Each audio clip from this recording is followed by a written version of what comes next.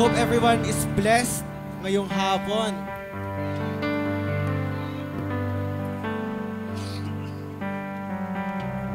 Now check, testing. Yeah. Very live. Thank you po sa ating technical team. Palapakan naman po natin. At talagang pinag-igihan po nila ang paghahanda para dyan. Ayan. So I hope you are blessed. We are in the presence of the Lord right now. So for our church news, muli ngayon ay buwan ng Mayo, the very first Saturday of the month. Ayan, so let us continue promoting our church school, ano? And may share ko lang, I have been a product of this school. And I'm really proud to say na their teaching process ay kakaibang-kakaiba. It was really effective for me. So I hope na i-promote natin ang ating Jesus Flock Academy by helping us to post it on your social media accounts. Ayan. So nagkaroon po ng meeting ang ating JFA teachers at Elizabeth School. And the purpose daw nito ay for the school forms. Ayan. So nagkaroon po ng checking ng school forms. And hindi pa po about to check. So the meeting was for the preparation of the school forms. Ayan, ongoing pa rin po ang preparations ng ating JFA and JFBC compound. Kung makikita naman po natin, napakalaki na po ng naging changes sa ating paligid. So, we thank the Lord for that. And next po, on our announcement, ay ang ating LifeNet. So, paulit-ulit na po nating tinatanong kung meron na bang LifeNet ang lahat. And I hope meron na nga dahil it's about to be the vacation of, especially of the students. And we want na magpatuloy yung ating faith sa Lord na hindi lang every Sunday, sama-sama tayo, tapos wala na, the rest of the week ay atin-atin na lang.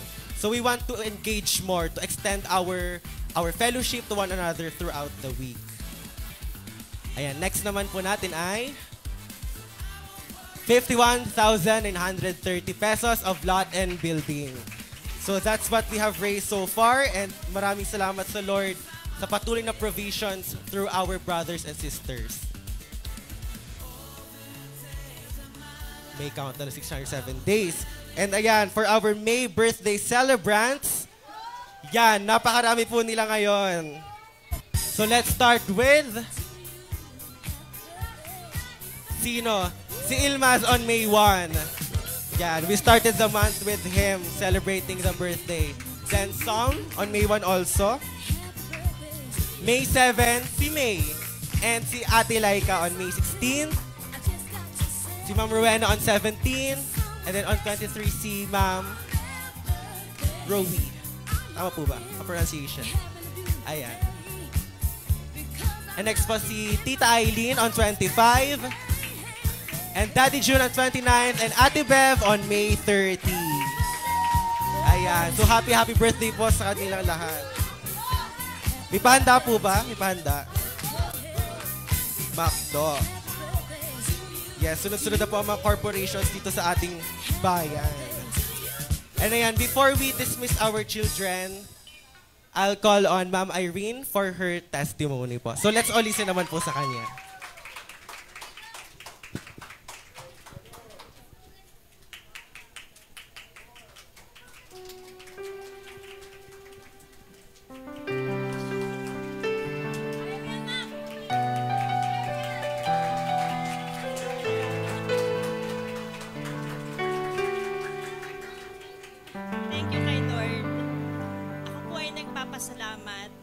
Unang-una talaga kay Lord. Ayoko umiyak.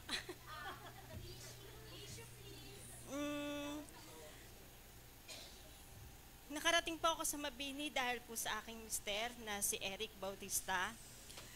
At talaga pong magkaiba po man kami ng aming pananampalataya, paniniwala, pero wala pong imposible sa Diyos. Kung blessing din po naman ang pag-uusapan, talaga pong kami ay dumaan din po. Pero sabi ni Lord, dadaanan mo lang anak, walang tatambay. Pinahintulutan po kami ni Lord na talagang dumaan doon. Kasi kung ngayon po, sa oras na to, ako ay may 1,000 sa aking bag. 2004 po, ang 1,000 ay hirap na hirap po kami. sobra po yung struggle na sinasabing struggle is real. So, yun nga po, sabi ko, hindi po kami pinahintulutan ni Lord na tumambay. Daanan lang po. So, iiklian ko lang po kasi sabi ni Ma'am Soyla, 2 minutes lang po. Baka pumapasobra. So, dahil po alam ni Lord yung aking nasa puso, pinagkalooban kami ni Lord, pinagkatiwalaan kami ni Lord ng maliit na business. Business na kung saan matagal ko na pong ini-aim. Sabi ko sa puso ko, Lord, maliit lang po na kahit restaurant, makapagsilbi, kasi gusto ko yung nagpe-prepare ng food. Gusto ko po talaga yon. So, ang ginawa, gusto ko nga lang noon, karinderya. Ayaw pala ni Lord. Ayaw niya ng ganon. Hindi ko po inaano yung karinderya po ha, pero ang gusto po ni Lord ay yung binigay niya po sa akin ngayon.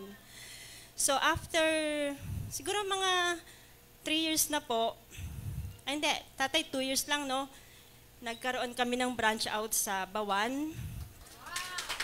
Yun po talaga ay, ewan ko po kung ano po nangyari. Talaga po siguro pag sinabi ni Lord na ibibless kita, walang makakapigil. So, nung nagkaroon po kami ng branch na sa Bawan, nagdire-diretso na po yun. Sino po makakapag-isip, miski po kami, hindi po namin napanaginipan ng asawa ko na magkakaroon kami ng lupa na maliit po doon sa bandang itaas. Nasabi ko, sobra-sobra yung binibigay. Parang napakaano ko naman kung, parang hindi po pwedeng sa akin lang. Dapat ang blessing, sabi ng father ko, nung nabubuhay pa yung father ko, yung blessing nagpo-flow para dire-diretso. So, in less than a year, di ko rin alam paano nangyari. Talaga ang bait ni Lord. Meron siyang ginamit na tao. Pinautang po kami magpagawa ng bahay. Hindi ko na po sasabihin kung sino yon. Bahala na pong ibulong sa inyo ni Lord. Kung sino po yung napakabait na tao na yon. So, nung hindi naman po kami pinabayaan ni Lord na lumobo ng ganong kalaki yung aming pagkakautang sa tao na yon. Dahil po talagang, ang sabi ni Ma'am Janet, kapag po talaga yung blessing ni Lord ay sobra-sobra po talaga sa atin. So, nakatayo na po yung bahay namin. Pasalamat po talaga kami sa Panginoon. Napakabait po niya. Wag po kayong mag-alala, hindi pa po yun na dedicate. Hinihintay pa po naming matigilan na po kami kami pong tatlong mag-anak ay maliligalig pa rin po sa bahay. Hindi pa po nakamada ng maayos, kaya nagkakagulo pa. Pagka po naayos na po yun, welcome po kayong lahat. Sa pangunguna po ni Pastor, i-invite po namin si Pastor. Kaya po sabi ko nga, at yung sabi ko din kay Lord, ano man yung ministry, kasi as of the moment, wala po akong ministry.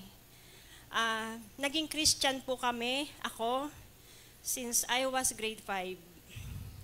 Sa sobrang tagal, napalayo ako dun sa mother church namin. Pero until now, may contact ako dun sa aming spiritual father kung tawagin.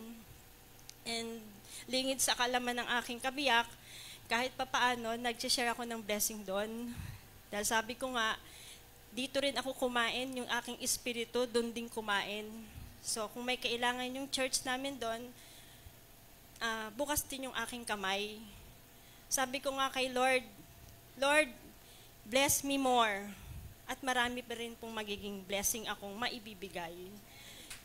Ito po yung way ko para maibalik lahat kay Lord. Kasi kung sa akin lang po, talagang hindi ko kaya.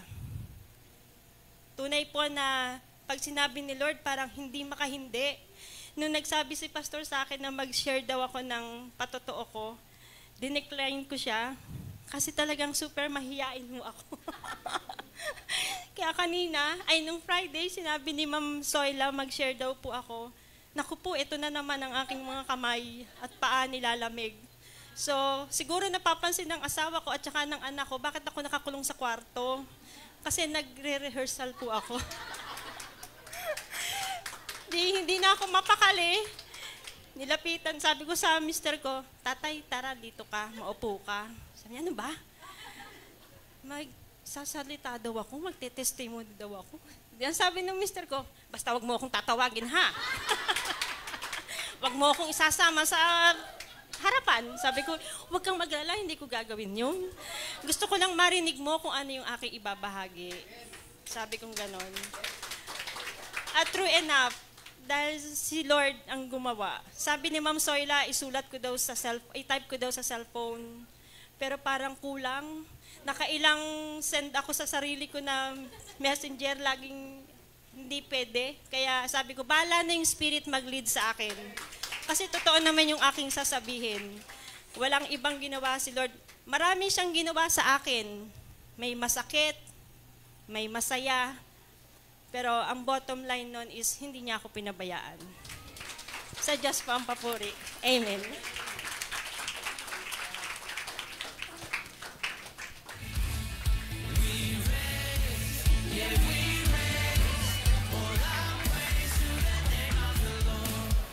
Ayan, so thank you po sa testimony ng Irene. Palakpakan naman po natin ulit ang Panginoon sa kanyang buhay.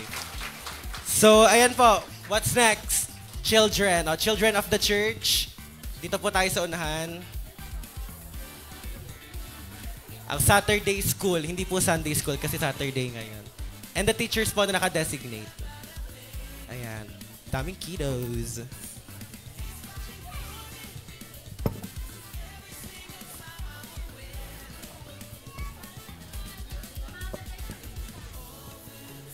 Ayan, let's extend our hands sa ating mga the future of the nation and of the church. Ayan, so let's all pray. Father, we thank you, Panginoon, sa buhay ng mga batang ito, Lord God. We pray, Panginoon, for the patience, for the teachers, Lord God, and that the anointing, Panginoon, ay mag-flow sa mga batang ito. Lord God, we pray, Panginoon, ng iyong banal na Espiritu, Panginoon, Lord God, ang patuloy na dumaloy sa mga batang ito, Lord, that, Lord, every word that comes from your mouth, Panginoon, Lord God, ay ma-instill sa kanilang mga puso. Father, we thank you for the availability of everyone na naririto, Panginoon, Lord God, and just, Lord, we lift your name up, Panginoon, sa araw na ito. So, Father, we thank you, and we bless your name. In Jesus' name we pray. Amen and amen. And for now, let's call on Pastor Michael.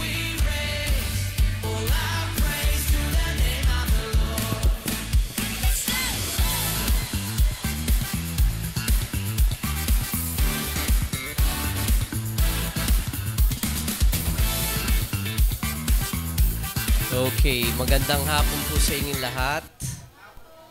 Salamat po sa pag-a-arrange ng inyong schedule dahil bukas ay brown out. Okay, bukas yun na gawin ang dapat nyong gawin ngayon. Okay. Dahil kung bukas ang fellowship, hindi natin may enjoy ang isa't isa. Mainis lang kayo sa akin. Okay, praise the Lord. Salamat Ma'am Irene for sharing your testimony. Okay, next week si Sir Eric na. Nagbibiro lang ako. Okay. Praise the Lord. Joke lang po yun. Okay. Thank you for encouraging us with those testimony. Okay, I'll be sharing, my title is Damaged but Not Destroyed. Tingnan nyo lang kung sinong kamukha.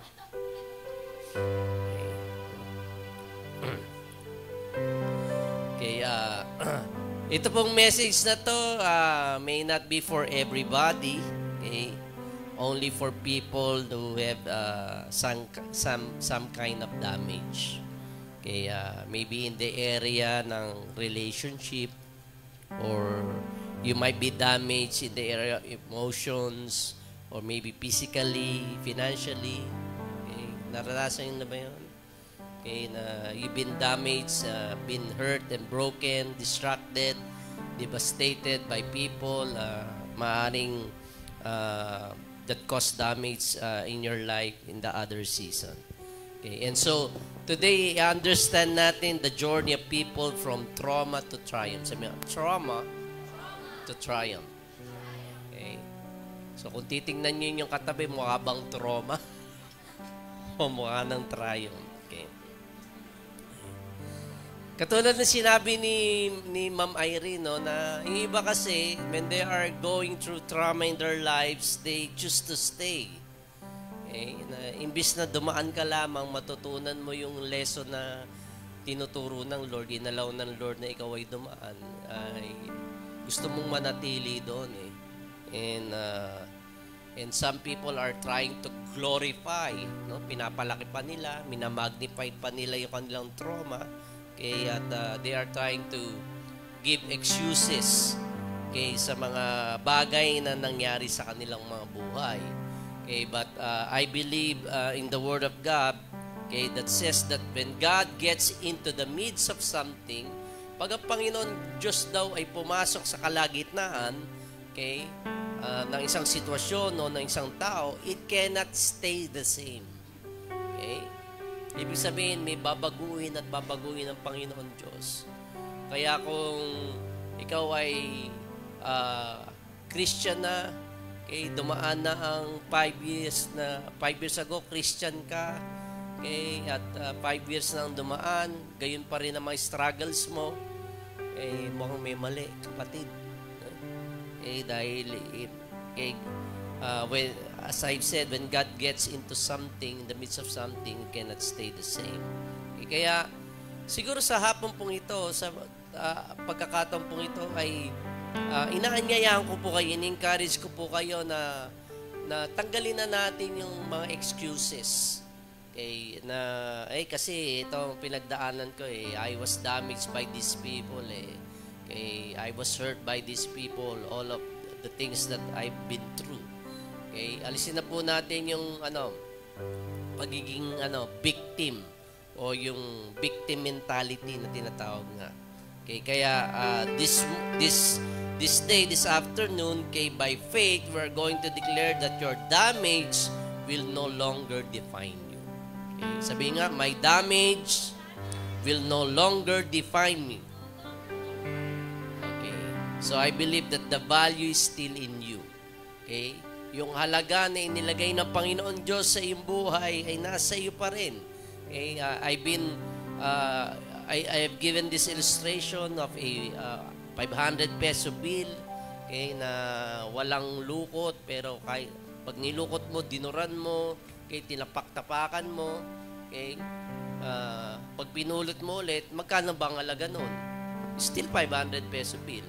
Maaring marumi, naputikan, maaring nabasa, lukot, okay, pero yun pa rin halaga. The same thing po, no? Okay, that the value is still in us.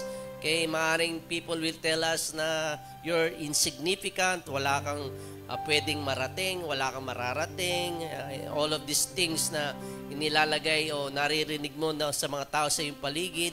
Okay, at iniisip mo na kinakailangan mo yung kanilang validation.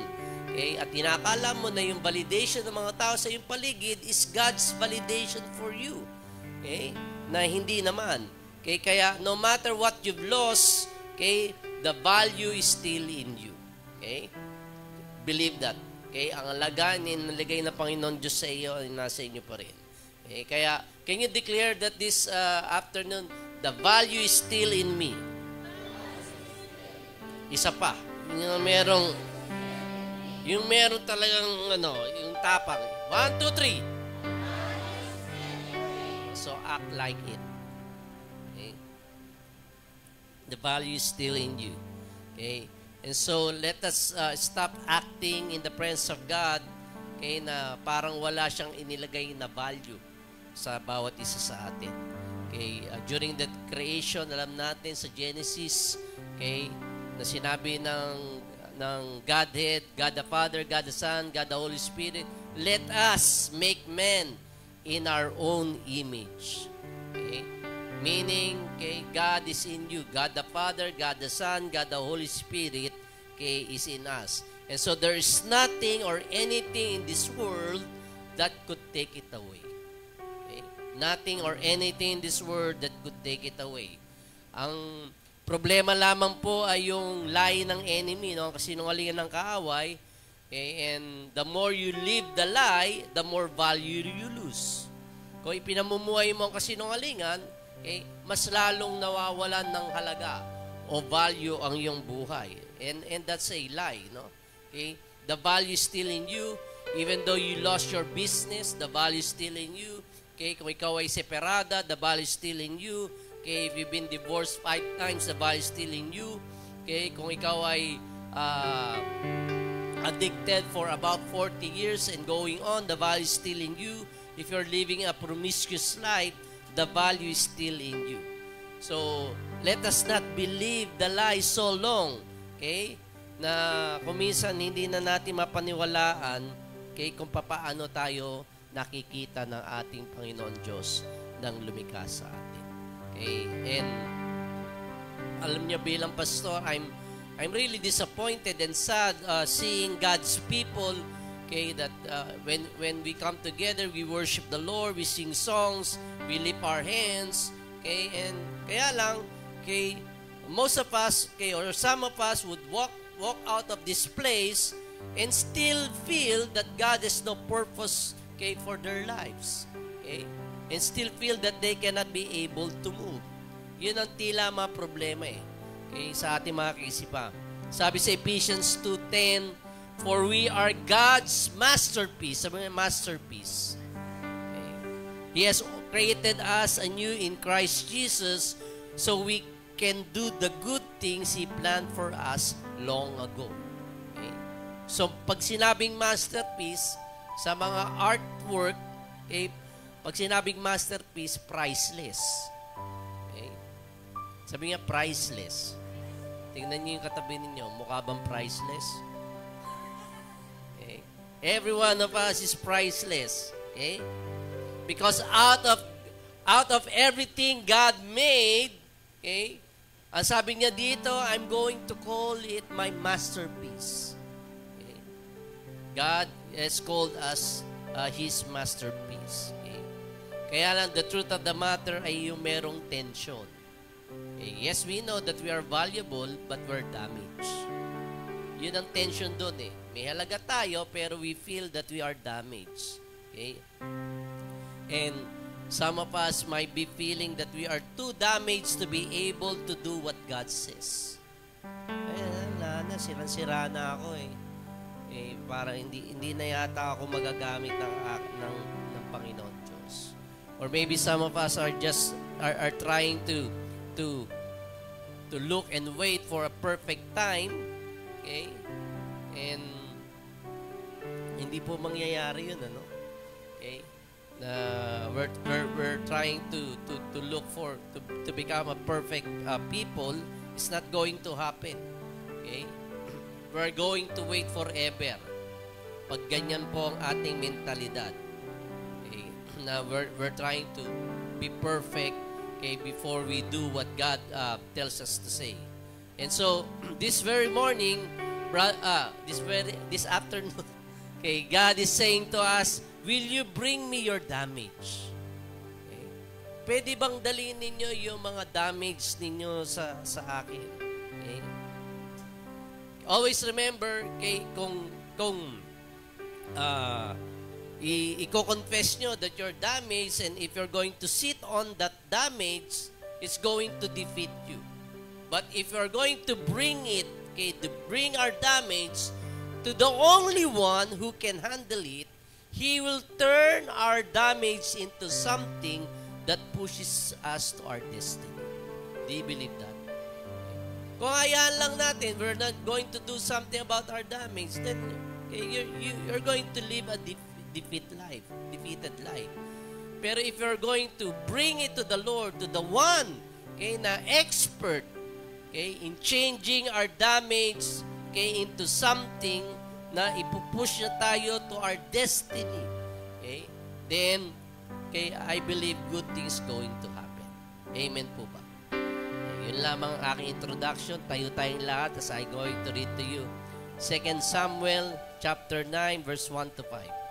Mga 3 oras to. Haba ng intro ko. 2 Samuel chapter 9 verse 1 to 5. One day David asked, is anyone in Saul's family still alive? Anyone to whom I can show kindness for Jonathan's sake? His son naman named Ziba, okay, who had been one of Saul's servants, "Are you Siba?" the king asked. "Yes, sir, I am," Siba replied. The king then asked him, "Is anyone still alive from Saul's family? If so, I want to show God's kindness to them." Siba replied, "Yes, one of Jonathan's son is still alive. He is crippled in both feet." "Where he is?" the king asked. "In Lodebar," Siba told him, "at the home of Machir, son of Amiel." So David sent for him and brought him from Machir's home. Okay, let's have a prayer.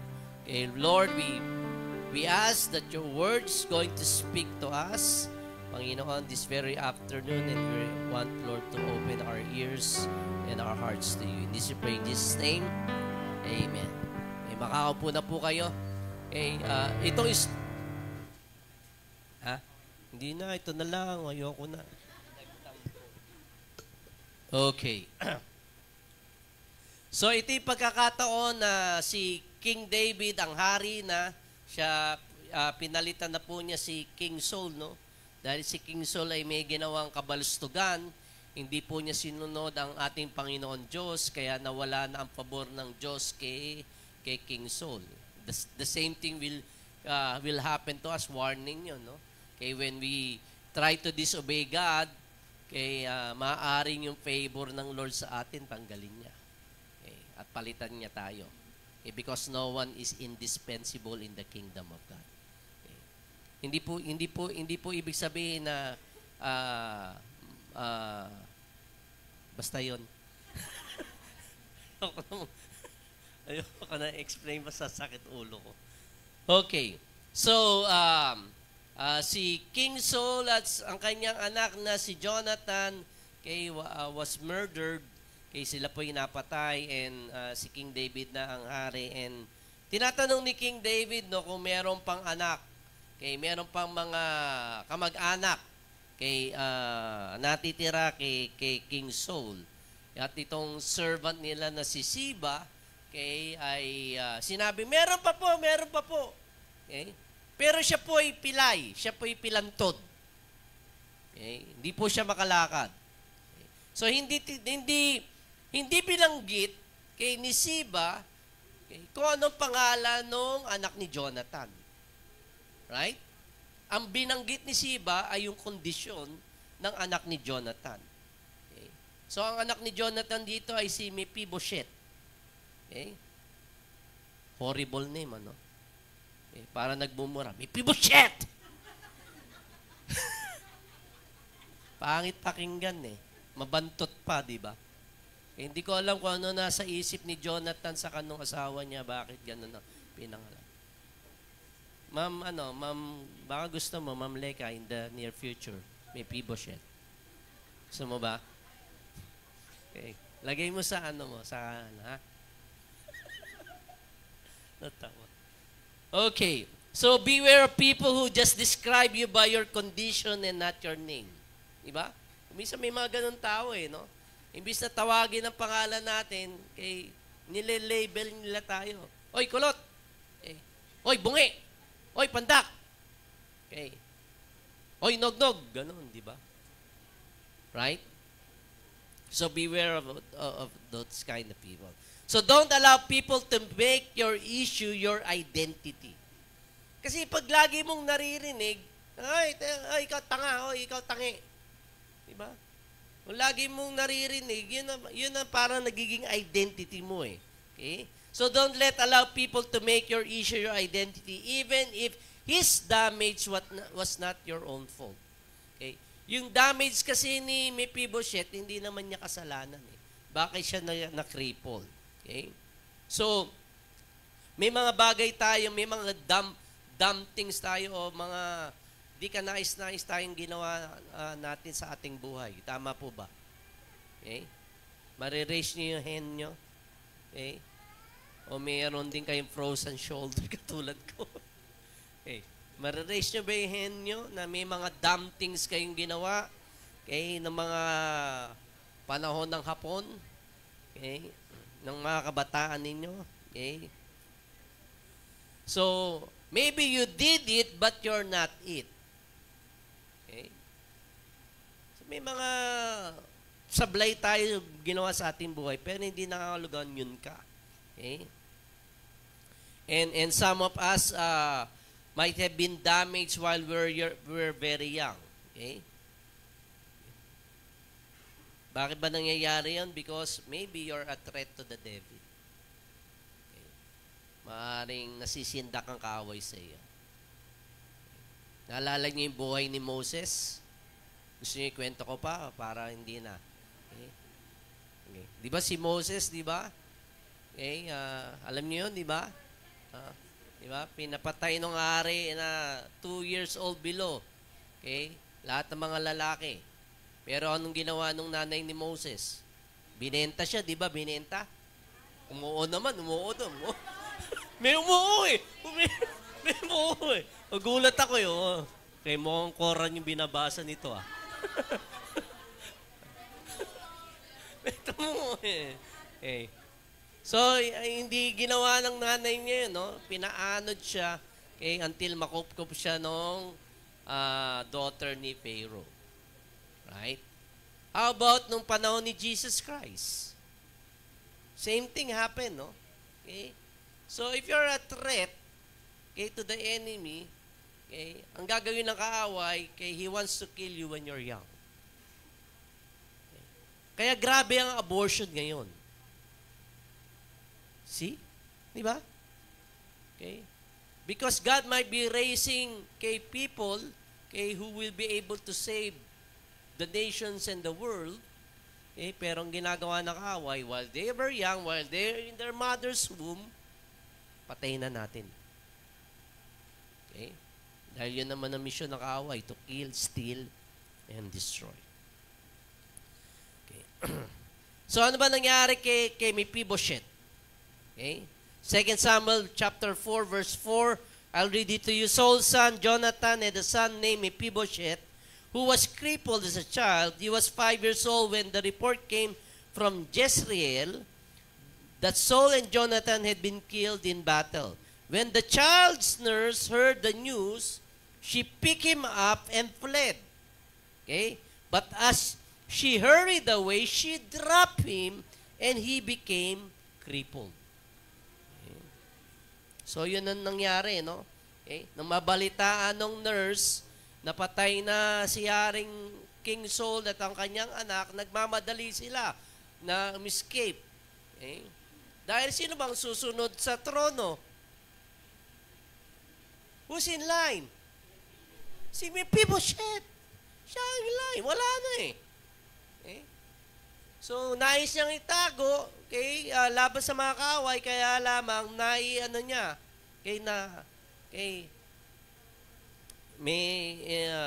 accidentally she dropped Mephibosheth. Okay. So maraming bagay sa ating buhay happen, when the person who is supposed to take care of you damages you. Okay. Yaya ni Mephibosheth, na-drop siya accidentally, kaya na-crippled siya. Kaya maraming issue sa ating buhay, na-trauma tayo ng ating nanay, ating tatay, ng ating tito, ng ating tita, ng ating lolo, ng ating mga lola. Okay? Marami tayong mga drama sa ating mga kamag-anak. Masama ang loob natin sa mga taong ito dahil sa ginawa nila nung tayo po ay mga bata pa. Some of our issue are the people who were supposed to take care of you and yet they drop you. Masakit pong isipin. Kaya, ano bang pwedeng gawin ng Panginoon Diyos sa ating damage? Okay? Is your damage too big for God? Napakalaki ba ng damage na buhay natin, na hindi kayang lutasin ng ating Panginoon Diyos? Okay? I'll give you some example, no? Noah was a drunk. Abraham was too old. Isaac was a wanderer. Jacob was a deceiver. Moses was a murderer. Gideon was afraid. Samson was a flirt. Job lost everything. Peter denied Christ. Disciples fell asleep as Jesus was praying. Samaritan woman was divorced 5 times because she was a sex addict. Zacchaeus was too small and stole money. Paul was too righteous. Timothy had an ulcer. Lazarus was dead. Pastor Mike was wretched. And God still used all of us. Okay. So ano man po ang ating damage, okay, we can bring it to the Lord. God can do His best work with damaged people because His strength is made perfect in our weaknesses. Okay. Naniniwala po ba kayo doon? So anong pwedeng gawin ng Panginoon Diyos sa ating mga damage, sa ating mga buhay? Unang-una, He calls for it. Ito'y tinatawag niya. Okay. Kaya doon sa ating binasa sa verse 3 to 5, the king then asked him, is anyone still alive from Saul's family? If so, I want to show God's kindness to them. Siba replied, yes, one of Jonathan's sons is still alive. He is crippled in both feet. Where is he? The king asked. In Lo-debar. Siba told him at the home of Machir, son of Amiel. So David sent for him. Okay. So, pinatawag ni King David si Mephibosheth. Go get him. Okay? Nasaan daw si Mephibosheth? Nasa Lo-debar. Okay. Lo-debar. Okay? It's a bar very, very low. Okay. Okay. Lo-debar is a place of nothing. Okay? Yun ang ibig sabihin, a place of nothing. Okay? So God is calling for the damage, and yet some of us are still not answering the call. Okay. Ang problema sa atin, hindi natin ina-answer yung tawag ng Panginoon Diyos sa atin. Okay. He's calling for the damage. Okay. Paano ba dumadating sa buhay natin na tinatawag ng Panginoon Diyos yung ating damage? Okay. Alam niyo, maraming pagkakataon na naalala natin, sino nakakaalala sa inyo ng mga pangit ninyong karanasan sa buhay? All of us, di ba? Okay. At kuminsan naiiyak pa tayo, di ba? Kuminsan dumadrama pa tayo. Eh. Kasi traumatized tayo, di ba? Okay. Kuminsan natitrigger ng mga sitwasyon natin sa ating buhay, yung mga masasaklap na pangyayari sa buhay natin. At pag yan po ang nangyayari sa ating buhay, okay, kuminsan, pamamaraan po yan ng banal na Espiritu that God is calling our damage so we can bring it to Him. Hindi pinapaalala ng Panginoon Diyos yung mga damaged things that happen in our life, okay, para po tayo ma-discourage. Okay? It is a possible thing that God is telling us and calling us to bring it to Him. So pag naalala ninyo, yung mga kahindik-hindik na pangyayari sa inyong buhay, okay, huwag po kayong malungkot. Dahil yan po ay pagtawag ng banal na Espiritu para ang mga bagay na yan ay dalhin sa Panginoon. Hindi po para ma-discourage kayo. Hindi po para magdrama-drama kayo sa inyong mga buhay. Napakasakit! Kuya Eddie. Hindi po yun. Hindi yun ang pamamaraan ng Panginoon Diyos. Hindi nagko-condemn ng Panginoon Diyos if everyone is in Christ, is a new creature. There are no more condemnation for those who are in Christ Jesus. Hindi ka kinokondena. Okay? Naalala mo yon para you can bring it to the Lord. And God is calling your damage. Okay? It is God calling your damage. Okay? So God is saying to you, I want your damage. Stop hiding it. Okay? Stop suppressing it. Okay? Stop making drama-drama. Okay? Imut-imut. Nga? Maraming ganyan. Maraming drama sa buhay dahil pare-pare tayong imutero't imutera. Tingnan niyo yung katabi ninyo. Tingnan niyo lang, huwag niyo i-judge na ikaw imutero ka. Okay. So every time nare-remind kayo, it is the Holy Spirit is calling you to bring it to the Lord. Okay? So God is calling your damage. Okay? As King Saul said, bring it to me. Okay? Go and find Mephibosheth. Okay? Pangalawa, he carries it. Okay? So imagine na lang, no? Okay, anong damage ni Mephibosheth? Crippled siya. Okay? So pinapasundo ni sige Siba, hanapin mo siya. Okay, dali mo sa akin. So, yes sir. So may entourage si Siba. Okay? Dahil may Okay. May entourage siya, may mga escort. Okay. So, pagdating nila sa Lodibar, sa bahay ni kumatok siya, tok, tok, tok, tok, tok, tok, tok, tok. Okay. Walang sumasagot. Okay. Sino yan? Yan po ba si Mephibosheth? Pasok po kayo. Okay. So, anong pwedeng gawin ni Siba? Kayo po ay pinapakao ni Haring David. Okay. Pumunta po kayo sa palasyo. Bye-bye. Yung bang ginawa ni Siba? Okay. Kaya bang gawin ni Mephibosheth na pumunta sa palasyo? Okay. Sana kung may wheelchair nun, di ba? Okay. So, yung entourage ni Siba, maaring, okay, anong ginawa niya kay Mephibosheth? Okay. Binuhat. Okay. Okay. They need to carry Mephibosheth because she was crippled.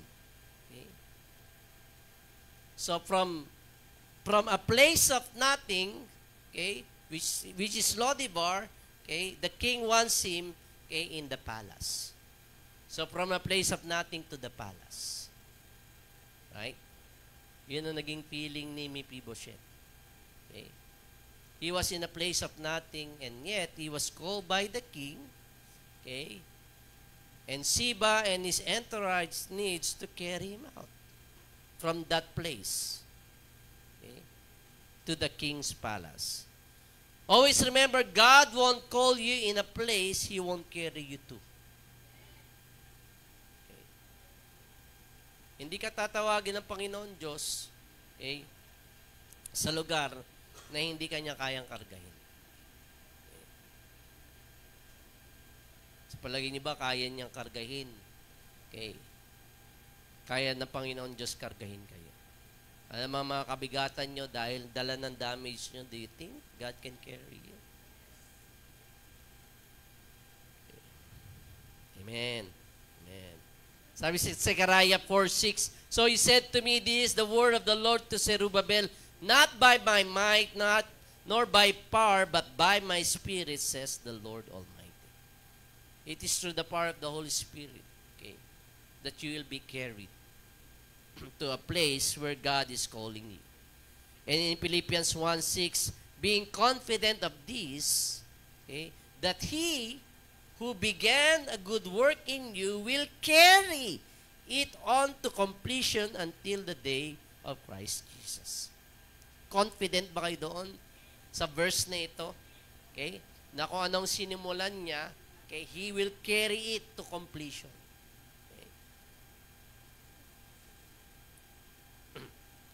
And lastly, matatapos na. Para makabili na kayo ng ice, coffee. Meron pa ba? Okay. Konti na lang. Patak-patak. Pangatlo, he covers it. Sabi nga, he covers it. Ano yung una? He calls for it. He carries it. And third, he covers it. Okay? Doon sa verse, sa 2 Samuel 9, verse 7 and 8, okay, nung si Mephibosheth ay nasa harapan na ni King David, ano sabi sa verse 7? Don't be afraid, David said, I intend to show kindness to you because of my promise to your father Jonathan. I will give you all the property that once belonged to your grandfather Saul, and you will eat here with me at the king's table. Binigyan kong diin yung Yung praise na yan, you will eat here with me at the king's table. And in verse 8, Mephibosheth bowed respectfully and exclaimed, look at the words, okay, of Mephibosheth. Who is your servant that you should show such kindness to a dead dog like me? Okay? Look at that. Look at that statement of Mephibosheth. Okay? Ang ibig lang po sabihin niya, mga kapatid, be aware when shame starts talking. Okay? Because you've been in a place of Lodibar, napaka-insignificant mo na, you're crippled, you're damaged, okay, you cannot do anything. So shame starts talking. Right? Di po ba? Kuminsan when God is trying to encourage you with this word, okay, imbis na ma-flip ang ating spirit, okay, anong ginagawa natin? Hindi po ako karapat-dapat. Hindi na lang po ako, huwag niyo na po kayo magbigay ng magandang kalooban niyo sa akin. Okay? Because shame starts talking. Okay? Right? Pero ang ginawa ni Haring David, the king ignores his ignorance because the king knows the value that's inside of him. Pag ikaw ay umarap sa hari ng mga hari at Panginoon ng mga Panginoon, okay, alam niya kung anong value meron ka. Okay? Because it costs the life of His Son, Jesus Christ, to die for you. Ganon kahalaga ang buhay mo. Right? And so, the king invites him to eat at the king's table. Okay. Anong part ang damage kay Mephibosheth? Hindi naman yung mukha niya, di ba? Okay, yung paa lamang niya because he was crippled. Okay. So, if you're going to eat at the king's table, okay, you will be put on the chair, okay, and the chair will be pulled out, okay, on the table. Right? Tama? Okay. Kita ba legs mo? Okay, so your legs are fully covered. Right? Pag ikaw ay nakaupo sa lamesa, nakaupo sa silya, okay, on a table, okay, so your legs, okay, is hidden, okay, under the table. So, ibig lang sabihin po nito, the thing that was damaged with Mephibosheth is now covered. You'll be eating at the king's table. So dito po mga kapatid, ini-introduce kay ang biyaya o tinatawag na grace of God. When we come in a loving relationship with Jesus by faith, the grace of God covers your damage. Right? It's the grace of God that covers your damage. So ano natutunan po natin sa hapon pong ito? Regarding our damage, He calls for it. Okay? God is calling your damage. Okay? To the one that is expert. Okay? And then, He carries it. Okay? He'll carry you. Okay? To the place that God wants you to be. And lastly, God is going to cover you.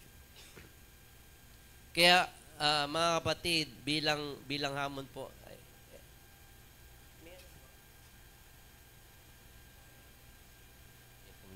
so I'll be asking the people to, in charge of the communion elements to prepare it. Okay. So bilang challenge po, okay, makikita natin dito, Mephibosheth in one day goes from crippled to cover, from trauma to triumph. May mga mahirap sitwasyon tayo sa ating buhay, but God can flip it. Okay? He can flip it. He can turn it around. Okay? Do you believe that? Just in one day. Okay? From crippled to covered. From trauma to triumph. From no identity to full inheritance. Dahil ibinalik ni King David yung lahat ng ari-arian ng lolo niya sa kanya. Okay? Okay. All the inheritance was returned to him. Just in one day. So, do you believe that today could be your day? Naniniwala ba kayo na ang araw na yun will be today? It could be today.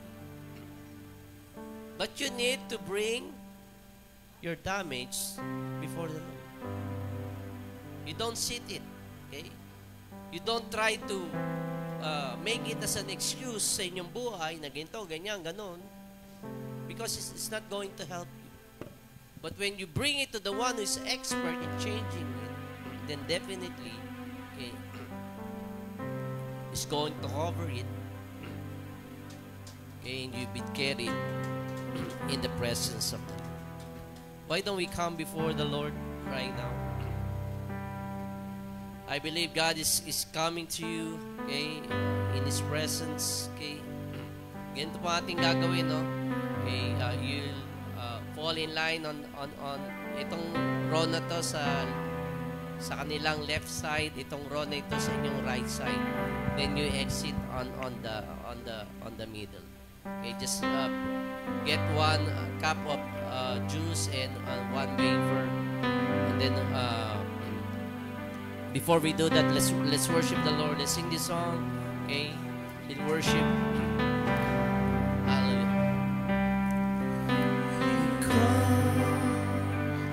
At the right time, when I least expect it, never be behind.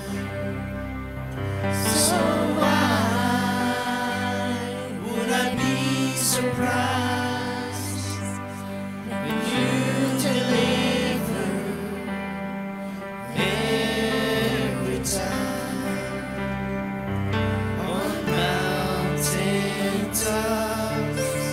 You say,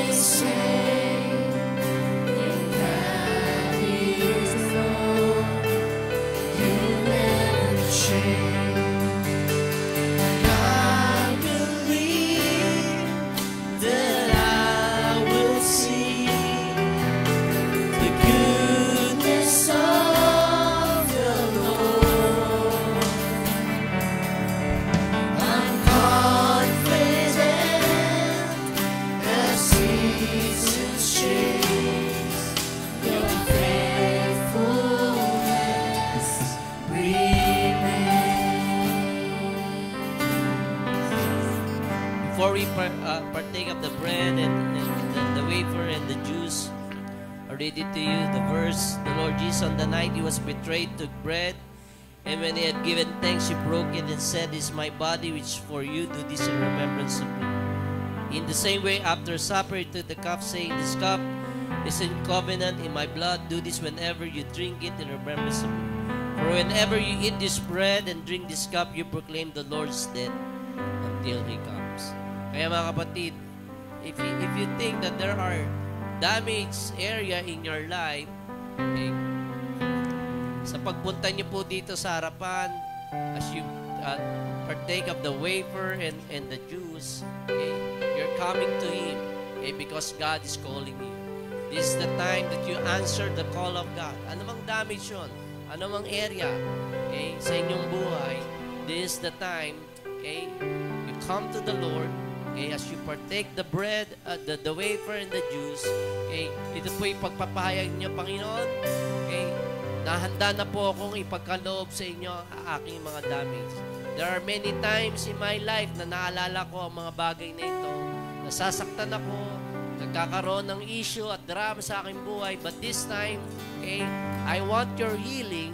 I want your freedom in my life. Okay? At yun ay ipagkakalob sa iyo ng Panginoon Diyos. God is going to flip the script. Okay? Yung buhay ninyong mahirap, yung buhay ninyong grabe, yung buhay ninyong masama, yung buhay ninyong di kaaya-aya, ay pwede pong baguhin ng Panginoon Diyos. Okay? In a place of nothing, God can put you in a place of something. Do you believe that? So this is the time to come to Him. Okay? There's nothing to be ashamed. Okay? Don't let shame talks right now. Okay? Shut the mouth of the shameful voices that you're hearing right now. This is the time to come, okay, to the grace of God, okay, by coming here, partaking of the wafer and the juice, okay, bilang pong pagpapayag ninyo, Panginoon. Nagpapasakop ako, nakikisa ako sa iyong ginawa sa krus ng Kalbaryo na ikaw ay namatay sa akin. At Panginoon Diyos, inaangkin ko ang iyong kaligtasan. Inaangkin ko, Panginoon Diyos, ang iyong pagmamahal. At inaangkin ko, Panginoon, ang mga magagandang bagay na kaya mong gawin sa aking buhay. I will not live a defeated life this afternoon, Panginoon, this first Saturday of the month, but I'm going right now. I'm going to move forward, and I know that your healing is coming. Let's sing the song one more time. If you're ready, just fall in line, partake of the wafer and the juice. I believe that I will see the goodness of the Lord.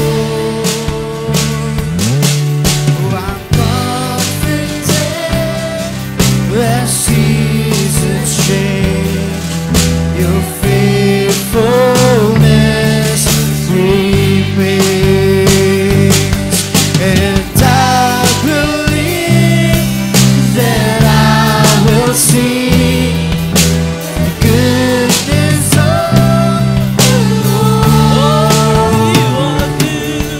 I'm confident that seasons change, your faithfulness remains. Sing it again. I believe that I can see. I believe that I will see the goodness of the Lord.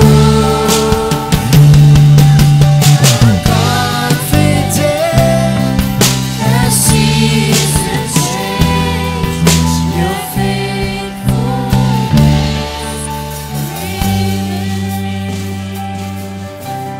Hallelujah. Thank you, Lord Jesus. Hallelujah. Lord, you make all things beautiful in your time. And I believe this is the time, this is the day that you have made, Lord. Na tinatawag mo ang aming mga damage, Panginoon, upang ialay sa iyong paanan. Dahil ikaw, Lord, lamang, Lord, ang magbibigay lunas sa lahat ng mga damages area sa aming buhay, Panginoon. Ikaw lamang ang magpapabago. You can be the one, Lord, the only one that can transform us, O God. And so as we partake of this wafer, O God, Lord, inihayag namin, kami nakiisa sa iyong kamatayan, sa krus na Kalbaryo, na ang iyong katawan, Panginoon, ay nabayubay. Why don't we partake of the wafer right now? Thank you, Lord Jesus. Hold the cup of juice, Panginoon, dahil sa iyong nabubuong dugo sa krus ng Kalbaryo, ay ito po'y nagbigay linis, Panginoon, sa lahat ng mga diwasto sa buhay namin. Ito'y nagbibigay ng kalayaan, Panginoon. It is the blood that set us free, O God, Lord. And so right now, O God, Lord, we believe that there will be freedom, Lord, from all these damages, that you're going to free us, Lord, from all the trauma and the drama, Panginoon, sa aming buhay, with all the wrong issues, Lord, mga maling paniniwala namin at pagtingin namin sa aming sarili. We believe that the body is still in us, O God, because you died for us, Lord. Lord, at ikaw, Panginoon, ang nabubuhay, Panginoon, sa araw nito sa aming buhay. Why don't we partake of the juice right now? Thank you, Jesus. We give you praise. Sing the song, you are the Alpha and the Omega, the beginning and the last in our life. You are the Alpha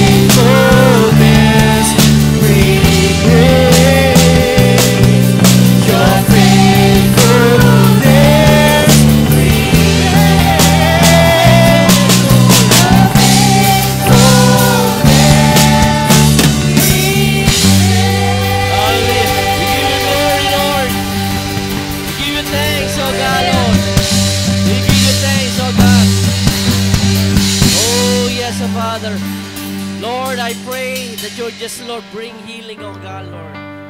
Lord, in the hurting areas of our lives, in the broken areas of our lives, oh God, Lord. Panginoon, dahil kami naniniwala, Panginoon, that you are the balm of Gilead, Lord. Ikaw, Panginoon, Diyos, ang naghihilom lahat ng mga sugat, Lord, maging sa aming mga pisikal na katawan, Panginoon, sa aming nararamdaman, Panginoon, you are our healer, O God, and we declare that, O God. And Father, I pray that as we are going to leave this place, O God, Lord, there is a renewed sense, O God, Lord, of purpose in our lives, Panginoon, na inilalagay mo, dina-download mo ngayon sa aming mga kaisipan. Dahil, Panginoon, kami ang iyong mga anak na kailanman ay hindi talunan, Panginoon. So, we just want, Lord, to give you praise and give you thanks. Why do we give a clap offering to the Lord our God? Okay. We continue to worship God as we give our tithes and offering to Him.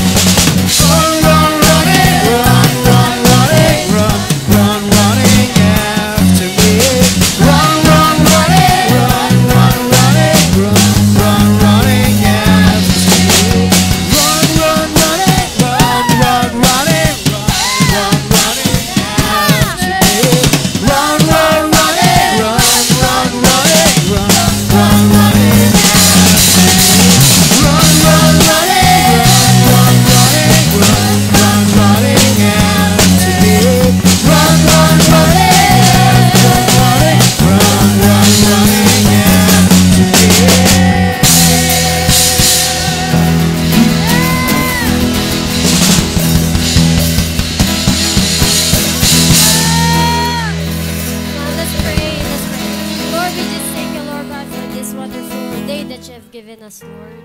And Lord, bless those who have given their tithes and offering, oh Lord. I know that you are our provider, oh Lord, and we believe in that, oh Lord God. We thank you, Lord, and we bless your name, Jesus' name we pray. Amen and amen. God bless you all po.